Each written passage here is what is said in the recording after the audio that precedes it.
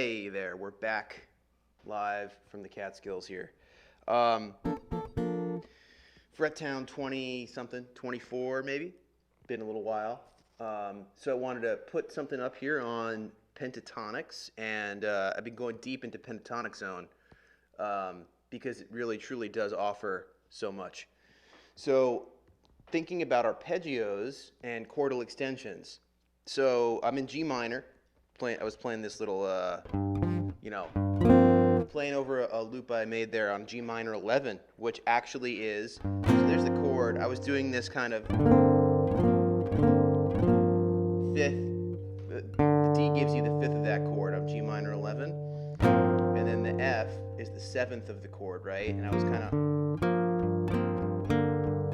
oscillating those two in the loop.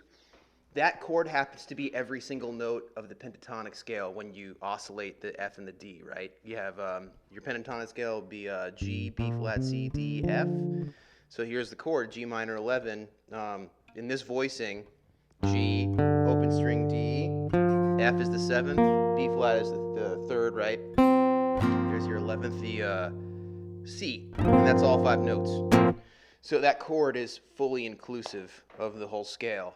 Right, so what I was doing is playing over that loop with the arpeggios of the pentatonic scale. So if you look through the scale, and there's a lot of ways to do this, but you find the triads of the scale. So that ends up being, for your G, it's G minor.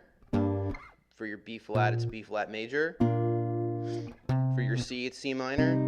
For your D, D minor. For your F, it's F major, right? And so that brings you back. So what you can do is you can use all of those arpeggios over a progression that emphasizes the pentatonic sound, right? So that's G minor arpeggio. I'm not using sevenths either, but there's one caveat. So I'm using that, right? B flat,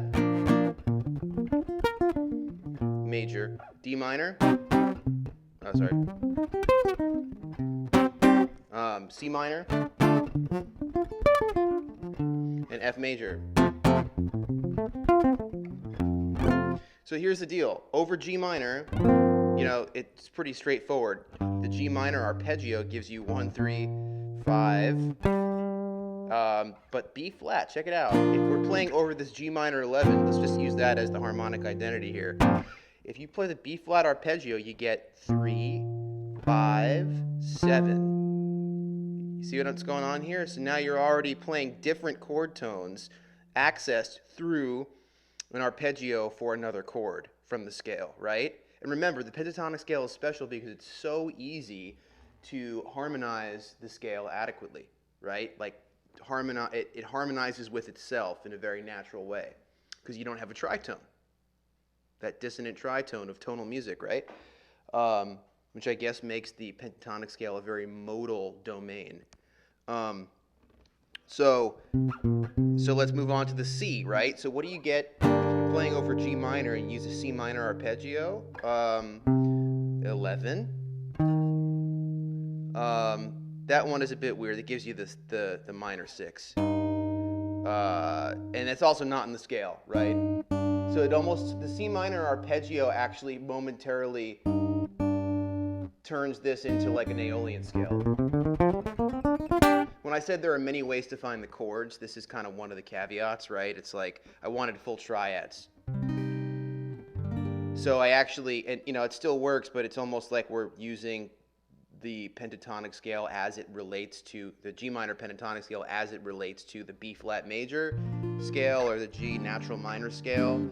If I wanted to truly take the C chord that is derived from the G minor pentatonic, it would actually end up being, let's see here, it'd be like a C11, right? Or a C minor, it'd be that chord, right? Because you don't have an E flat, so you skip over it and get to the F, which gives you that fourth.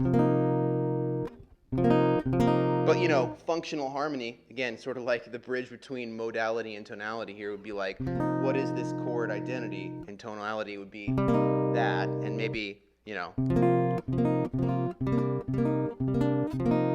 right, it would be like the F is like a suspension. All right, so that's what we're doing. So that's cool though. I mean,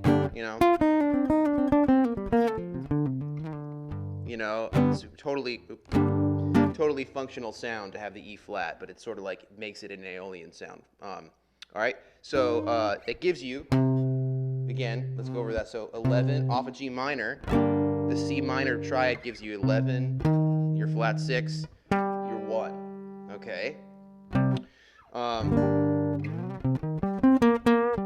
Notice also in the playing, I was trying to resolve all these arpeggios back to G minor. So if I'm playing C minor, I end up on the G, right? So that my phrasing can actually accommodate the chord that I'm on. Okay, and the last one, sorry, let's do D. All right, D minor. You have D, F, and A. So there's another note that's not on the pentatonic scale. That's a really nice one, though. Gives you like your G minor 9. So that's what it ends up being. 5, 7, 9. Right? 5, 7, 9.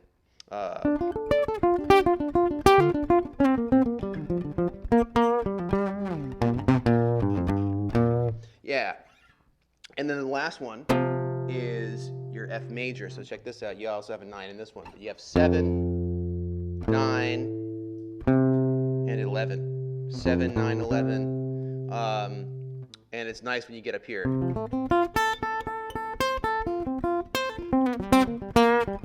That's a nice little lick there.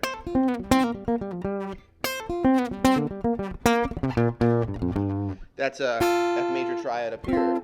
So it's actually, I guess that line would be like a 3 octave, right?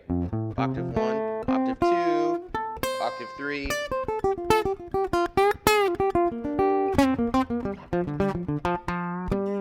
Right? You can resolve it to your G minor or G.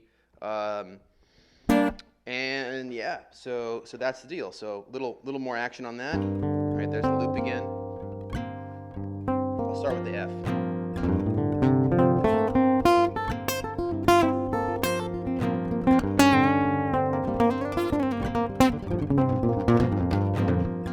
Right, G minor.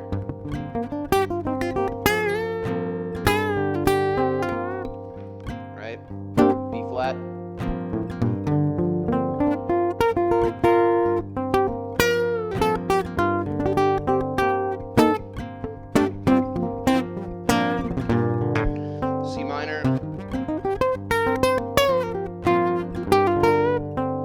D minor,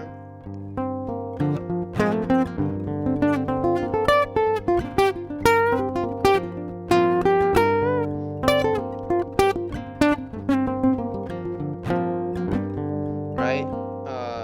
D minor, and F. Sorry, that was D minor, and then F.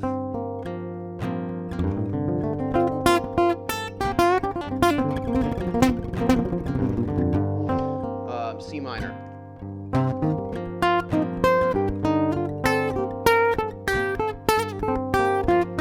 There's that E flat that makes it Aeolian, so check it out.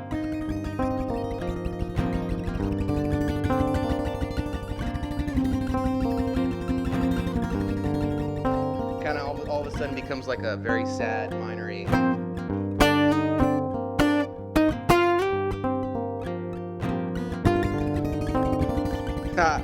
Right? So it all works, just depends on what you're going for.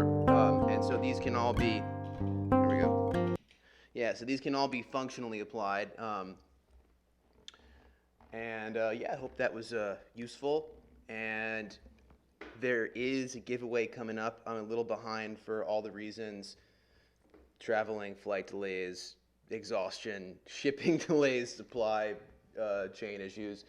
But I've got another giveaway coming, so there is a pedal coming my way that I will be doing a demo on, playing with, and then giving out. So that'd be giveaway number 3. So stay tuned, subscribe so that you don't miss out on that. Giveaway number 3 coming up, and I will see you guys soon. Okay.